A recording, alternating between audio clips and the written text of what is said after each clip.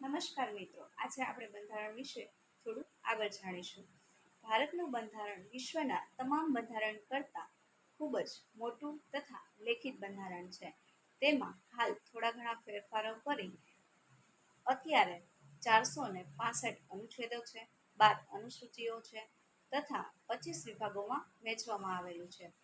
બંધારણમાં કેન્દ્ર સરકારના સંસદીય માળખું તૈયાર કરવામાં આવેલું છે. તેમાં કેન્દ્ર સરકાર દ્વારા કરવામાં આવેલ રાજ્યસભા, વિધાનસભા, લોકસભાની ચૂંટણીઓ કેવી રીતે થાય છે, રાષ્ટ્રપતિ કેવી રીતે નીમવામાં આવે છે, તેમની લાયકાતો શું છે, તેમની શરતો શું છે, તેમની ફરજો શું છે, તે બધું દર્શાવવામાં આવે છે. લોકસભાની ચૂંટણી કેવી રીતે કરવામાં આવે છે, તેમાં કેટલા સભ્યોનો સમાવેશ કરવામાં આવે છે, વિધાનસભાની ચૂંટણી કેવી રીતે કરવામાં આવે છે, તેમાં કેટલા સભ્યોનો સમાવેશ કરવામાં આવે છે, તે તમામ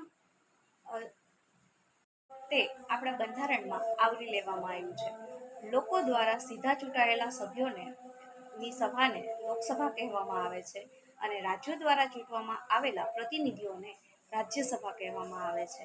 તે રાજ્યસભા અને લોકસભાનું કાર્ય કરે છે, જ્યારે રાષ્ટ્રપતિ સર્વોચ્ચ સ્થાને હોય છે. Thank you.